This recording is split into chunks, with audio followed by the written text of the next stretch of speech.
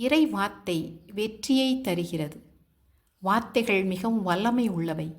வார்த்தைகளால் வாழ்க்கையை கட்டியெழுப்பலாம். வார்த்தைகளால் வாழ்க்கையை அழிக்கவும் முடியும். எந்த போரிலும் வெற்றி தைரியத்தால் மட்டும் வருவதில்லை. சரியான ஆயுதத்தை தேர்ந்தெடுத்து சரியான நேரத்தில் பயன்படுத்துவதில்தான் வெற்றி அடங்கி உள்ளது. பல போர்கள் ஆயுதம் இல்லாததால் தோற்கவில்லை, ஆயுதம் சரியாக பயன்படுத்தப்படாததால் தோற்றன. இன்று நாமும் ஒரு போரில் இருக்கலாம். அது பல வகையான சவால்கள், சோதனைகள், குழப்பம், மனச்சோர்வு ஆகியவற்றில் ஏதேனும் ஒன்றாக இருக்கலாம். இந்த போரில் நாம் வெற்றி பெற வேண்டும் என்றால் சரியான ஆயுதம் தேவை. இன்று நாம் தகவல்களால் நிரம்பி கிடக்கின்ற உலகில் வாழ்கிறோம்.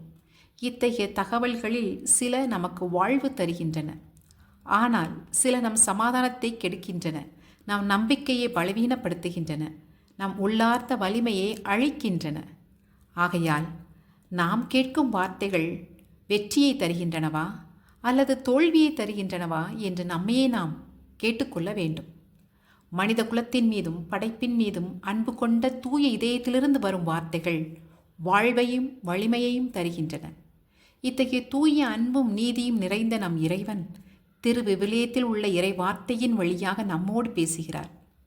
திருவிவிலியம் ஒரு சாதாரண புத்தகம் மட்டுமல்ல, அது ஒவ்வொருவருக்கும் இறைவன் எழுதிய அன்பு கடிதம். இது கடவுளின் ஆழ்ந்த அன்பை வெளிப்படுத்தி வாழ்வின் பாதையை நமக்கு காட்டுகிறது. இந்த வார்த்தையின் வல்லமையை நாம் இயேசுவின் வாழ்க்கையில் காணலாம். அவர் பசி, அதிகாரம், உலக மகிமை ஆகியவற்றால் சோதிக்கப்பட்ட போது அவர் விவாதிக்கவில்லை, போராடவில்லை. அவர் பயன்படுத்திய ஒரே ஆயுதம் இறை வார்த்தை. மத்தேயு நற்செய்தி 4ஆம் அதிகாரம் 1 முதல் 11 வரை உள்ள இறை வார்த்தைகளில் ஒவ்வொரு சோதனைக்கும் இயேசு இவ்வாறு எழுதி உள்ளது என்று பதிலளித்தார். இறை வார்த்தைகளாலே வெற்றி பெற்றார். இன்று நவீன உலகமும் தொழில்நுட்பமும் கவனச்சிதறல்கள், எதிர்மறை எண்ணங்கள், தவறான ஈர்ப்புகள் போன்ற பல சோதனைகளை நமக்கு முன் வைக்கின்றன. ஆனால் நாம் இறைவார்த்தையை வாசித்து புரிந்து வாழ்வாக்கினால் அனைத்திலும் வெற்றியை அனுபவிக்கலாம். இறைவார்த்தை நம்மை பலப்படுத்தும்.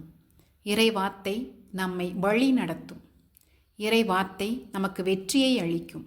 ஆகையால் இறைவார்த்தையை நமது ஆயுதமாகவும் நமது வலிமையாகவும் நமது வழிகாட்டியாகவும் ஏற்றிடுவோம். அப்பொழுது நாம் இறைவனின் வழியில் முழுமையாக வாழ்ந்து அவரது அன்பில் அகமகிழ்ந்து மற்றவர்களையும் அகமகிழ செய்திடலாம். ஏனெனில் இறைவார்த்தை எப்போதும் வெற்றியை மட்டுமே தருகின்றது. இறை தந்தைக்கும் மகனுக்கும் தூய ஆவியாருக்கும் மாட்சி உண்டாவதாக. தொடக்கத்தில் இருந்தது போல இப்பொழுதும் எப்பொழுதும் என்றென்றும் இருப்பதாக. ஆமேன்.